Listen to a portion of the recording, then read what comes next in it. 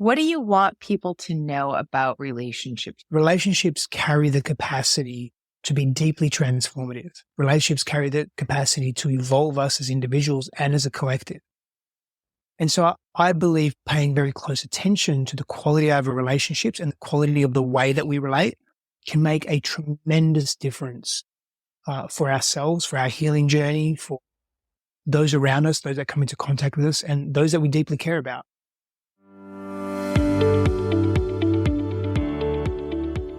Hi, I'm Michelle Rios, host of the Live Your Extraordinary Life podcast. This podcast is built on the premise that life is meant to be joyful, but far too often we settle for less. So if you've ever thought that something is missing from your life, that you were meant for more, or you simply want to experience more joy in the everyday, then this podcast is for you.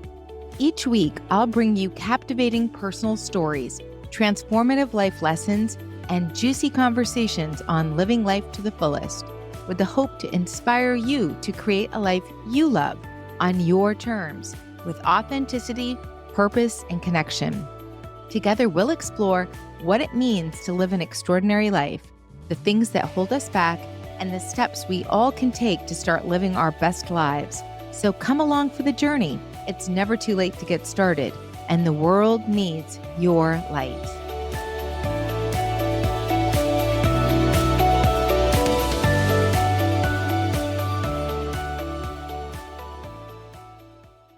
Good afternoon, everyone. I am so excited to introduce you to this week's guest, Stefanos Sifandos. He's one of the most sought-after personal relationship and professional coaches on the planet. He's a trained educator and relationship expert with a background in behavioral science and philosophy. He has experience that spans more than 20 years in the personal development and self-help space. His teaching for self-healing is really a deep and truly transformative experience. I've had the opportunity to sit with him before. He is passionate about leading people closer to their highest potential. He works diligently to help men and women escape negative patterns and cultivate a positive sense of self, as well as restructure and reframe their relationships with themselves and their loved ones. Without further ado, I introduce you to the very charismatic and lovely Stefanos. How are you today, my friend? Thanks, Michelle. I appreciate the kind introduction.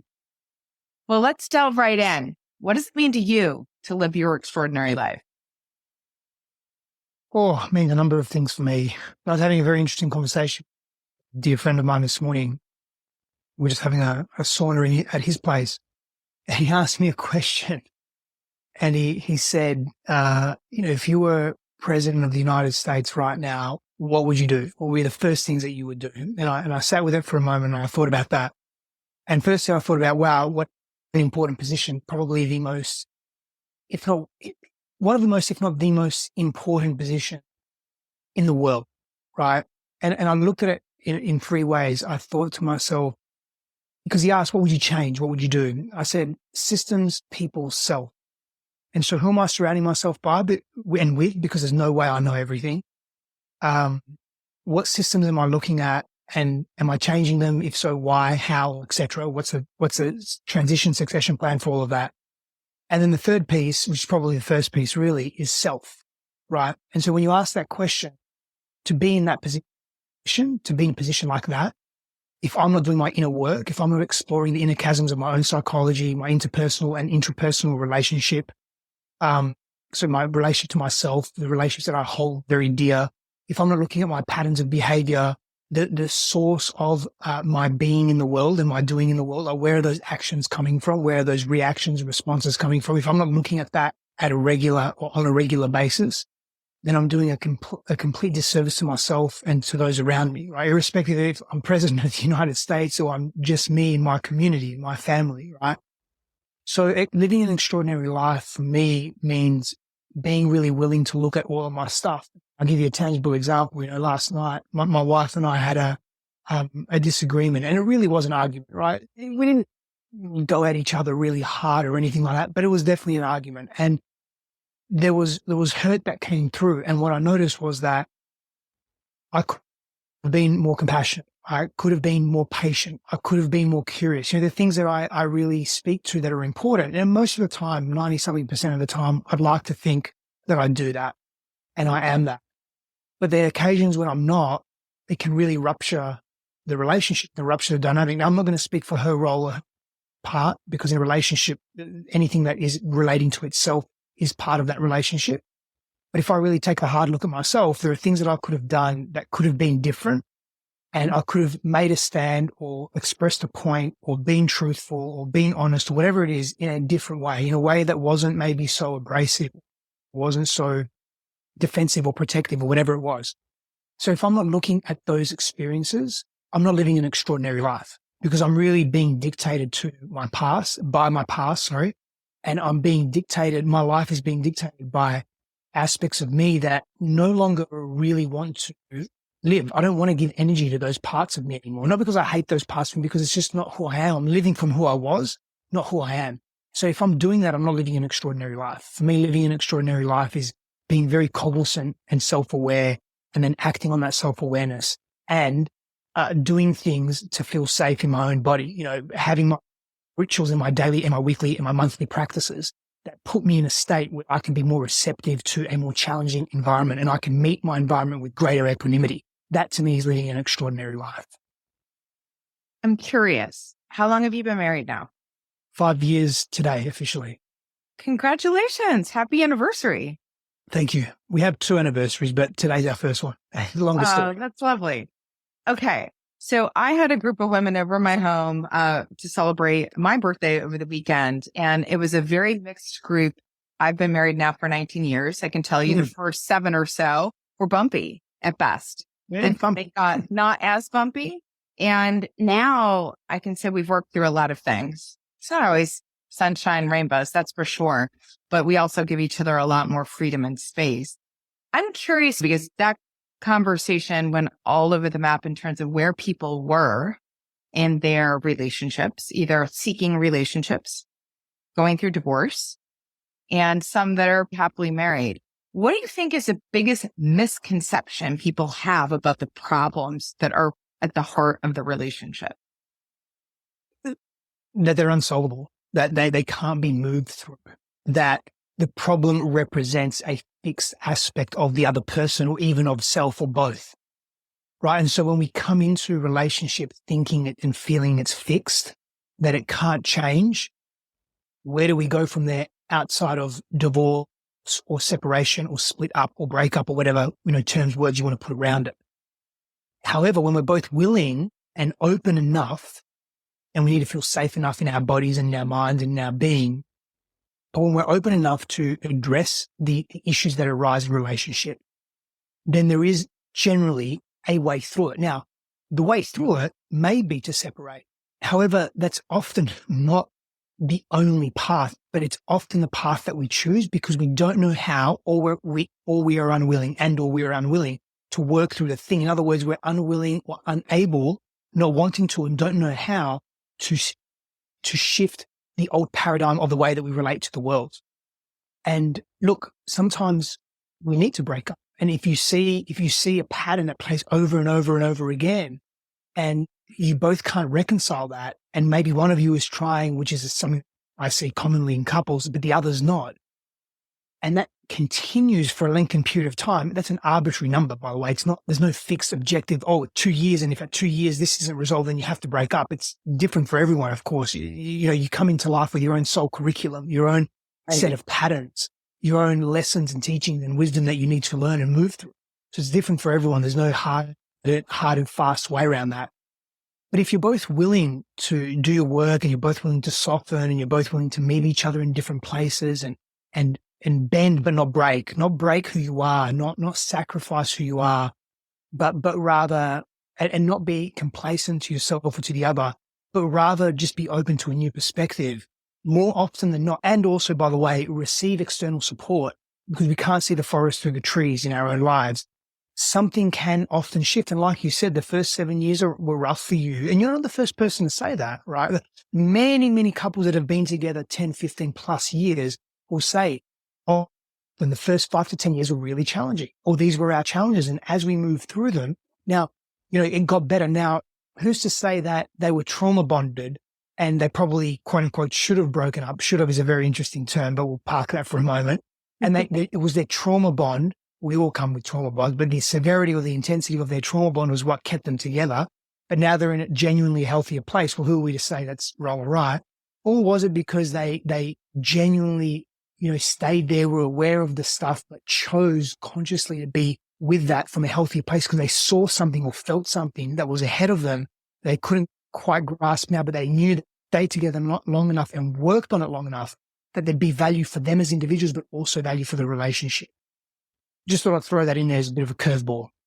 Yeah, no, that's really good insight. It's interesting to me because I can tell you, at least on one hand, for me, my husband's from another country. He was from South America. He grew up in Peru, and we came together. Instant attraction, kismic relationship started. We thought we had so much in common, and we found we had completely different ways of interacting as individuals, and our expectations were just not matched. His idea was we should never fight. I grew up in an Irish Catholic family where that was a daily ritual of how we connected. You argued your way through the day, and then we all kissed goodnight and went to bed and forgot about it and started all over the next day. And he was traumatized. Like, where there was confrontation, I thought it was normal. And I find it really interesting. And I'm curious if you see this in your work, that so many people, you're just bringing so much of your childhood with you into these relationships, and you're looking at the other person like, you're doing this wrong, or you're hurting me in this way. And it's actually, we're reliving things from our past. Mm-hmm. We are. Often we are reliving life from our past because we just don't know how to be any different. We haven't trained ourselves to be different. And that's part of the issue that we face coming into a relationship. We don't know what we don't know. And often when we come into a relationship and there is intense physical or sexual chemistry, one of the reasons why that happens is because, so firstly, let's lay down some principles that I abide by or believe in. So firstly, I firmly believe that we come together in an intimate relationship to grow together and to learn more about each other. And often we come together in these trauma bonds. In other words, your trauma matches my trauma in some way. And I call them trauma trains that collide, right? And it's our job to not make them collide so hard, because if we do, we're just reinforcing old patterns of unworthiness or non-deservedness or whatever that wound or trauma or psychological distress is for us. The opportunity that we have is that our partners will often remind us in unconscious ways, often unconscious ways, of people, situations, relationships from our past that haven't been healed or haven't been equilibrated and collapsed in our nervous systems. In other words, the trauma bond hasn't healed. It hasn't come full circle and looped. The opportunity is in these adult intimate relationships to do that. But we're often unaware of that. So we just keep recycling our trauma. We keep recycling our reactivity. Often, though, what we would find, if we become aware of the trauma, we can recognize and we make the unknown known, the unconscious conscious, and we work together on healing. That's exactly what happens. We heal and we make whole those parts of us that we feel are broken. And we do that in intimate relationship because it's a high stakes game. It's high risk. And so if we can lean into that, oh man, there's so much power in that. There's so much depth and healing and advancement of self in that. But often, back to what I was saying about the intense chemistry piece, if the intense chemistry piece wasn't there, you wouldn't go with that person. You wouldn't stay with that person. That's the key. You wouldn't remain with that person because you would be like, fuck this. I'm not going to be with this person. But because there's intense chemistry, keeps you in the loop. It keeps you in there. So it's this, I wouldn't call it insidious. I would call it this very wise intelligence that's beyond us, this collective intelligence, this unconscious intelligence that is bringing us together through the intensity of chemistry of physical attraction, sexual physical attraction, something very potent and powerful and very magnetic that otherwise you wouldn't be with that person if that wasn't there. And so the reason why you need to be with that person is to heal, is to go deeper into your own self. But we don't know that often. And when we're in it, we can't see it either because it's so intense. It's so big. Everything's just like, what's going on? That to me is the power of intimate relating. What do you see is probably the most common trait that sabotages most relationships? Usually the clusters of fears that we hold on to. So fear of abandonment, fear of rejection, fear of loss, fear of intimacy, fear of commitment.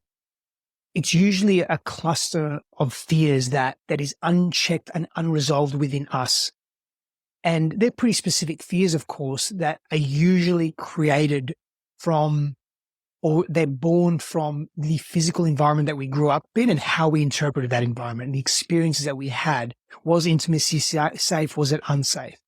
Did we learn how to self-regulate? Or did we have to use external means to regulate? Did we use food or toys to regulate? Nothing necessarily wrong with that, but when done in excess, and if we experience extreme intensity, violence and abuse and so forth, we can become highly codependent. We can become self-loathing. Our self-worth comes down because we experienced abuse, so we make that mean that we're unworthy. So unresolved trauma is the overarching embodiment that we hold that becomes insidious in relationship, and we react from that place. So when that's unchecked, when that trauma is unresolved, we become hyper defensive, hyper protective. We attack. We become irrational. Our prefrontal cortex shuts down, and we go back into old protective strategies. And so one of the traits, if you like, or one of the practices that keeps couples together, or in healthy ways, of course, it keeps couples together in healthy ways, and that helps you stay long enough in the relationship to gain from it. Because often the thing that your partner is asking of you is the thing that if you did would actually be healing for you as well.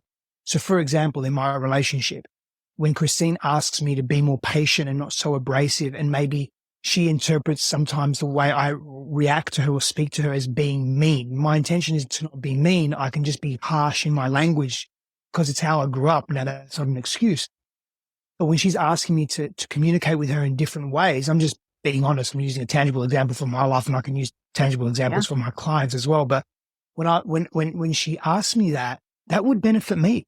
It would benefit, I know it benefits me to be less impatient, to be more patient, right? And to be less abrasive, and to pause and slow down and be responsive and not reactive. It's good for my nervous system. It helps me heal and recreate new patterns of being in my life, so I'm not enacting my childhood.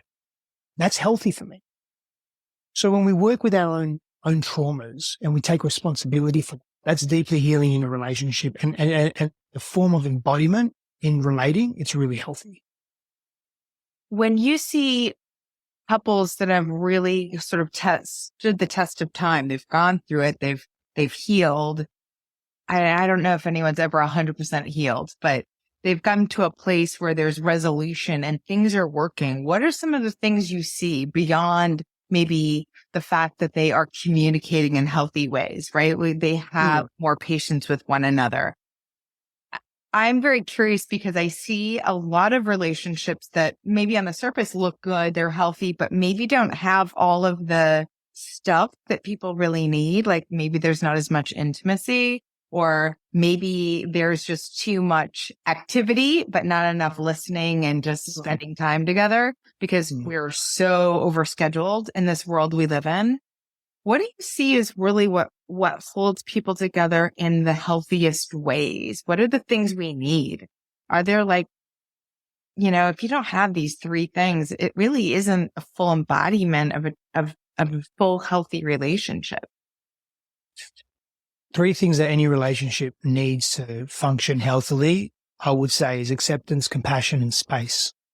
And I'll elaborate on all three of them. And of course, there are many more, but let's start with acceptance. Acceptance is acceptance of self and acceptance of the other. So there's far less judgment. You've accepted them for how they are. And this isn't a complacency.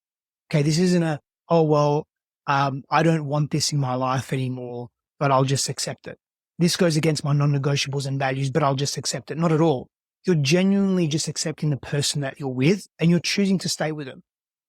That will probably be a bonus, actually, where you're deliberately choosing to be with that person. You're not run by unconscious patterns and unconscious wounding. Then compassion.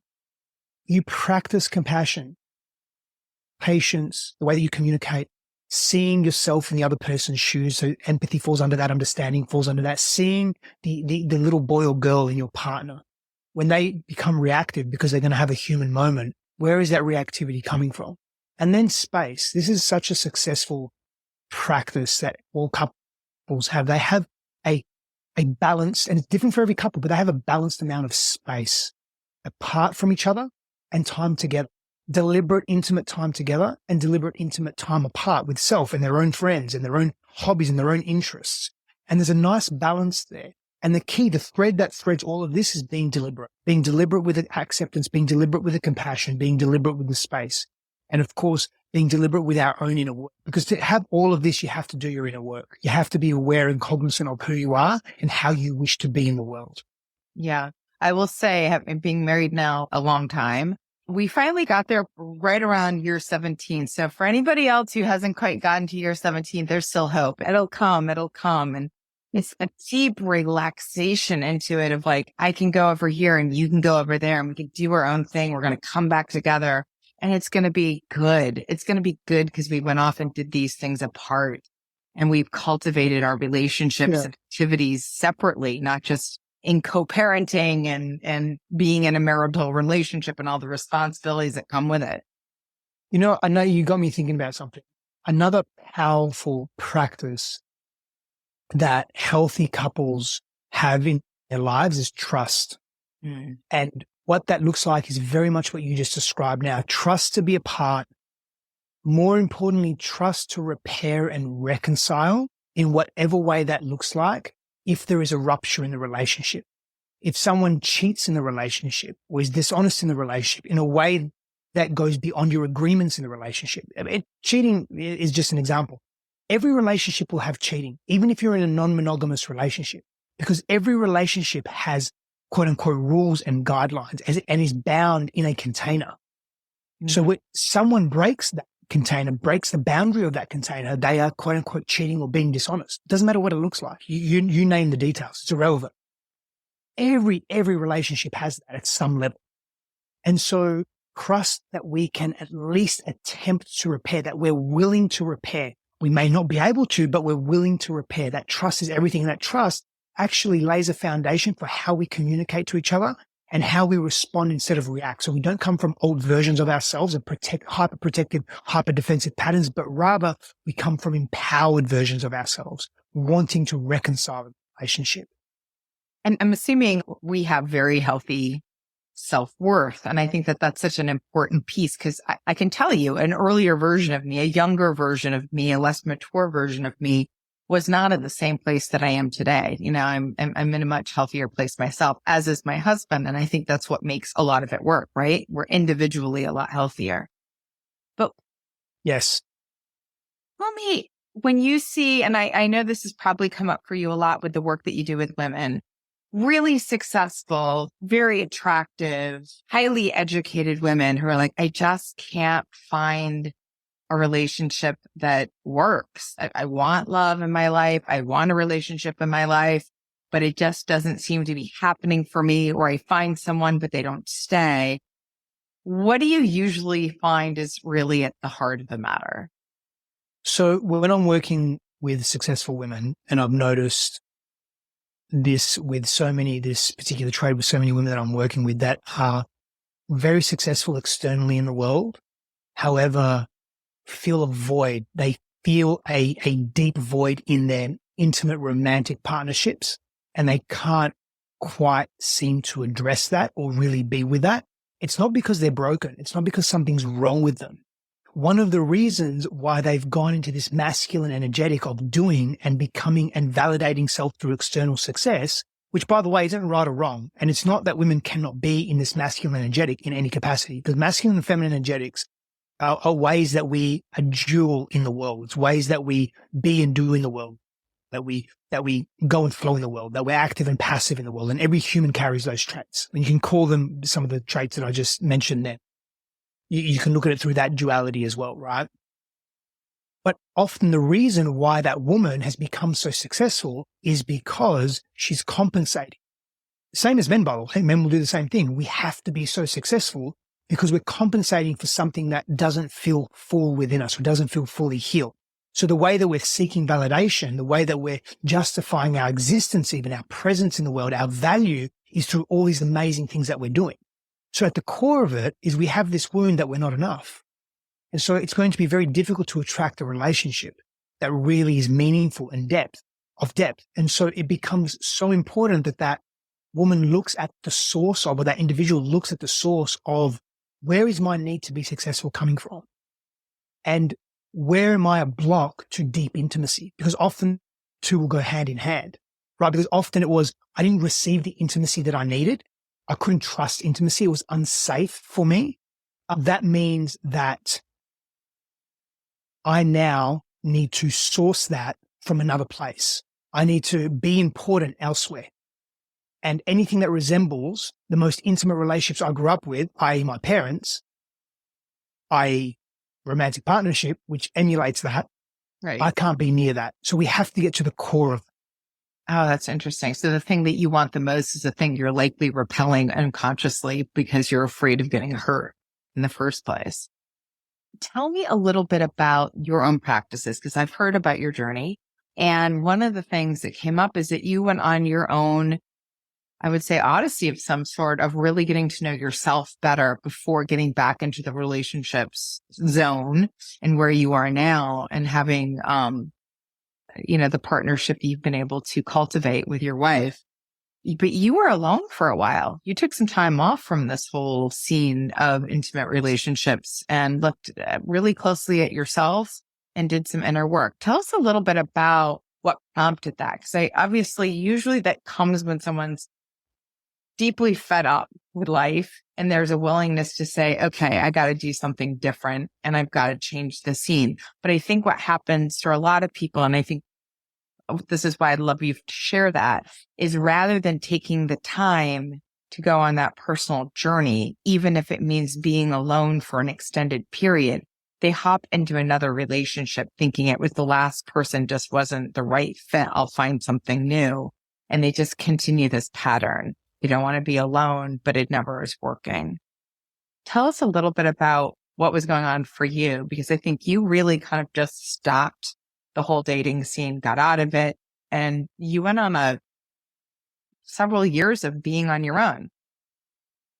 Yeah. Most people are addicted to cycles of the honeymoon period or the limerence phase because it's so exciting. There's so much novelty and variety in it. And we're addicted to that for various reasons. One, because it really activates our pleasure centers, and we have distressed and distorted pleasure centers in the modern world that we live in. Yeah. And also because it's a beautiful distraction. The greater the pain, the greater the pleasure required in order to mitigate the pain if we're not choosing to address it, which means that we have to often feel more pain for a shorter period of time to actually move through it, right? And so things like sex and novelty and new partners and food and drugs and alcohol and adventures and adrenaline and success and external validation, they all fill that void, but it's empty because we need more and more of it, not only from a physiological perspective, from dopamine pathways, but also from a psychological, psycho-emotional, psychosocial, relational perspective as well.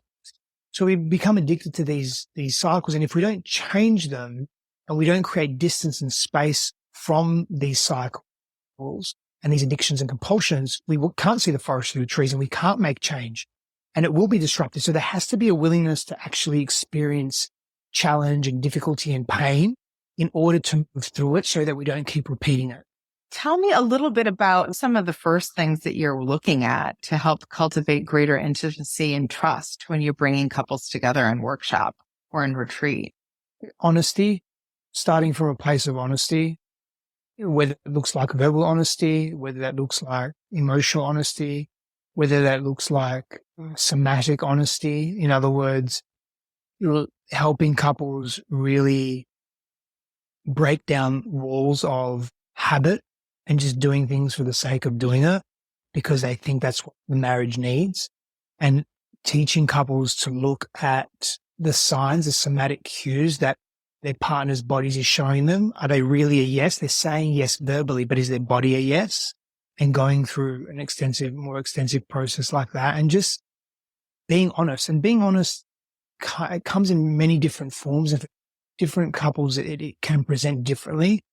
It doesn't have to dig up or drudge up the past, but it does have to start from a very solid foundation of what do I desire now? And again, before we can even express that, we have to help the individual learn to feel safe in their own bodies and in their own mind, that they can trust that what that what they share is going to be held by the other. Because you may find one of the couples may say, look, I want to bring another partner into our relationship only sexually. And the other partner, if they hold a lot of judgment towards that or they reject that person, they become reactive and volatile and have an extreme reaction. It will just continue to shut down honesty. So how do we have really open, transparent conversations with each other? And so vulnerability becomes a key part of the whole equation. Like, how vulnerable can you be and feel safe while you're moving through it? Yes, but to be vulnerable, let's reverse engineer this for lack of a better term. To be vulnerable, we have to feel safe in our bodies. To feel safe in our bodies, we have to do our inner work and know what our triggers and our pain points are. To know what our triggers and our pain points are and do our inner work, we have to be willing. To be willing, we often have to have a rock bottom or cataclysmic event moment that propels us into a new way of being. That happens for many people, but the majority of the choice that many people make, which is what I made for a long time until I didn't, is to just go about business as usual and just forget about it and just scratch it to, oh, well, that's just the way it was and that's just the way it is and be done with it. That's not necessarily the right way. Or it's not the sustainable way. And it's not the way that's going to elicit deeper change. What do you want people to know about relationships? You spent more than 20 years now really looking deeply about relationships, the importance of them in our lives. I think connection is what we all crave. It's part of, we're not meant to do this alone. We're meant to be in connection with others. What is it that you want people to realize from the work that you do? I think part of what it is what you just shared, that we're relational beings and we're not meant to do it alone. And there's just deep healing, wholeness and advancement of self and the human race and the planet. And potentially, if we magnify the ripples of those actions outward, if everything is interconnected, the entire cosmos. And so relationships carry the capacity to be deeply transformative. Relationships carry the capacity to evolve us as individuals and as a collective. And so I believe paying very close attention to the quality of our relationships and the way that we relate can make a tremendous difference for ourselves, for our healing journey, for those around us, those that come into contact with us, and those that we deeply care about. Tell me a little bit about this phenomenon. I'm sure you've seen it, where when people come together, they have their own friends to begin with, and then they get married. And then what happens? Like, women tend to have relationships. Men tend to like only have relationships with the husbands of their wives' friends at best. I wouldn't even say it's relationships. Sometimes it's just acquaintances. You've done this differently. I know you do. I know that you have strong relationships that are independent of your marriage. Why does that happen? Is it, I think as a woman, we tend to have lots of relationships that go beyond our marriage because we're communal in lots of sense. Like we feed off having relationships with other women. What happens to the guys in our lives? And how come that's such a common phenomena that we see? Because culture reinforces the lone wolf mentality and approach when it comes to men and friendships and relationships. And it does that through the individualistic society that we live in. It does that through the runaway capitalistic world that we live in terms of the individual is supreme and getting to the top of the mountain can only happen to you as an individual, and then there's subordinates below you. And let me be very clear, I'm not against the capitalist system. I think it's the best system from all the systems that we have. I think that there are some systemic issues with that now, and that's a separate conversation, but culture reinforces the lone wolf mentality. It's not okay for men or boys to have emotions. It's not okay for men to show weakness or boys to show weakness. It starts very young. It's not okay for men to be seen in a particular way. And so that coupled with so many men experiencing so much disconnection with their fathers that it becomes very difficult to trust other men. And so they do it alone. They don't share them. So they don't know how to share themselves emotionally. And it's not a trustworthy environment to share oneself because it can and will be used against you. That's what they've been shown. That's what they've been taught. That's all they know. And so it's safer and easier to be isolated. And it's also rewarded. So it becomes this deadly deadly cocktail of this is how you do life as a man, which really is very disheartening. And there's no real rite of passages for men. And the sad thing is that doesn't just affect that man. It affects every single person that man comes into contact with, including his family, his partner, his children, I won't say friends because so many men don't have friends, his colleagues. He's dead inside. He's empty.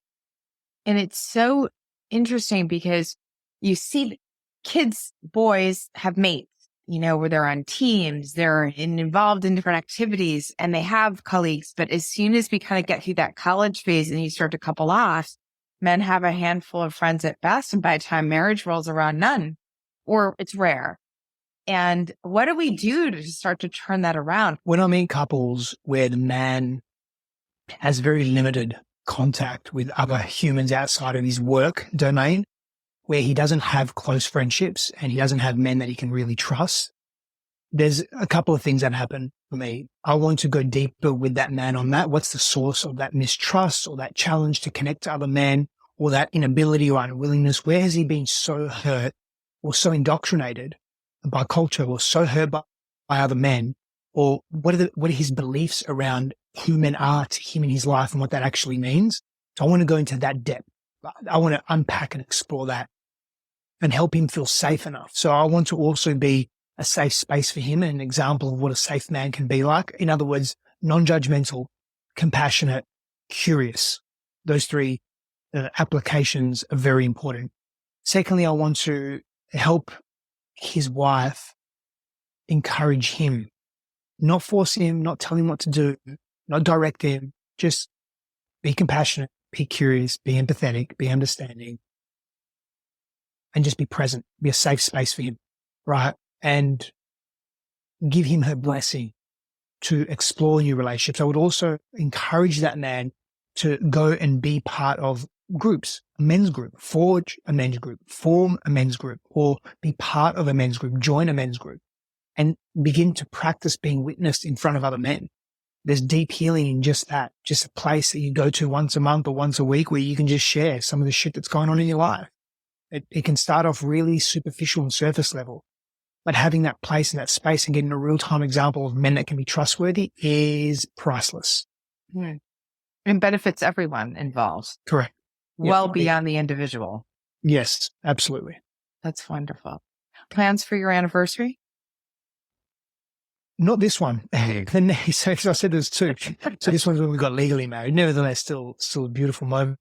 And then our ceremony has already passed. Yeah, that was September. Yeah. Ah, wow. Wonderful. Okay. It was the following year. Yeah. And how old are your kids now? Our child is 18 months. Oh, you have the little one. Oh, this is exciting. Congratulations. Yeah. She's I hope you're enjoying every bit of this. It does, like they say, it goes by in a quick blink. It feels that way already. It really does. It's exciting stuff. Stefanos, I am so grateful that you stopped by today and were part of the show. I look forward to connecting with you further and watching as you continue to help couples and individuals find healing and intimacy and healthy relationships. The work you do is so needed and you are such a light in the world. And I have just enjoyed every minute of it. So thank you. Oh, thank you very much. I appreciate you having me on the show.